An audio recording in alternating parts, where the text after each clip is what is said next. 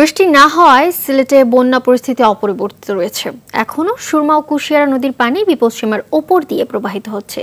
সীমান্তের 5টি উপজেলার নিম্নাঞ্চল প্লাবিত হওয়ায় দুর্ভোগে আছে এসব এলাকার কয়েক লাখ মানুষ। সিলেট শহরের নিম্নাঞ্চলে পানি ঢুকে 4000 পরিবার পানিবন্দী হয়ে পড়েছে, তলিয়ে গেছে রাস্তাঘাট। সুনামগঞ্জে কিছুটা বেড়েছে সুরমা, বৌলাই, রক্তি ও জাদুকাটা নদীর পানি। সুরমার পানি ছাতক উপজেলার একটি পয়েন্টে বিপদসীমার ওপর দিয়ে প্রবাহিত হচ্ছে। তবে এই জেলায় বড় বন্যার আশঙ্কা নেই বলে জানিয়েছে স্থানীয় পানি উন্নয়ন বোর্ড। নিম্নাঞ্চল প্লাবিত হওয়ায় মৌলভীবাজারের শ্রীমঙ্গলে কষ্টে আছেন দুর্গত এলাকার মানুষ। নগদে 500 টাকা বা তার বেশি পেমেন্টে পেতে পারেন ঢাকায় জমিসহ 20 কোটি টাকার পুরস্কার।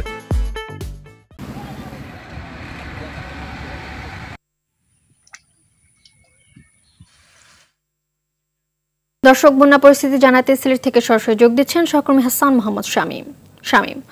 বন্যার পানি কমেছে কিনা জানাবেন আমাদের বিস্তারিত।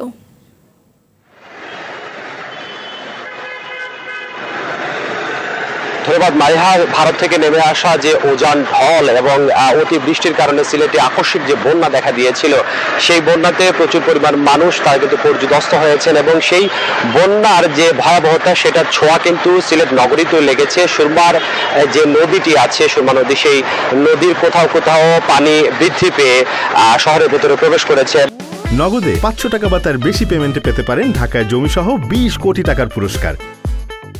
এবং আমার ঠিক পেছনে যে জায়গাটি দেখছেন, এরকম কিন্তু সিলেট নগরীর অনেকগুলো ওয়ার্ডে পানি ঢুকে গেছে এবং এখানকার প্রায় 20,000-এর মতো মানুষ এবং 4000 পরিবার তারা কিন্তু পানিবন্দী আছেন এবং মানুষ কিন্তু কিছুটা উদ্বেগ এবং উৎকণ্ঠার মধ্যে আছেন। যখন আকস্মিক বন্যা শুরু হয়েছে এরপর থেকে কিন্তু গতকাল বৃষ্টিপাত অনেকটাই কম হয়েছিল এবং যে চেরাপুঞ্জিতে আসলে প্রবল পরিমাণ বৃষ্টিপাত হয়, যে বৃষ্টিপাতের কারণে সিলেটেও বৃষ্টিপাত হয় এবং সেই বৃষ্টিপাতের কারণে নদ-নদীর পানির উচ্চতা বৃদ্ধি পায়। ইতিমধ্যেই কিন্তু নদীর পানির যে উচ্চতা সেটা কিন্তু বিপদসীমার উপরেই আছে এবং যদি বৃষ্টি হয় তাহলে কিন্তু মানুষজন আশঙ্কা করছেন যে বন্যাটি আরো ভয়াবহ হতে পারে এবং কিছু কিছু এলাকাতে মানুষজন তাদের যে ভাষাবাড়ির যে নিয়মিত কাজকর্ম আছে সেগুলো কিন্তু এই বন্যার পানির মধ্যেও তাদেরকে চালিয়ে যেতে হচ্ছে এবং পুরো যে উপজেলার যে অবস্থা সীমান্তবর্তী এলাকা সেগুলোতে কিন্তু ত্রাণ সামগ্রী দেওয়া অব্যাহত আছে এবং আজকে বৈদেশিক কল্যাণ মন্ত্রণালয়ের স্থায়ী কমিটির যিনি প্রধান ইমরান আহমেদ এমপি, তিনি সিলেট 4 আসনের এমপি, তিনি কিন্তু আজকে এই বন্যা দুর্গত এলাকা পরিদর্শন করতে আসবেন এবং সব মিলিয়ে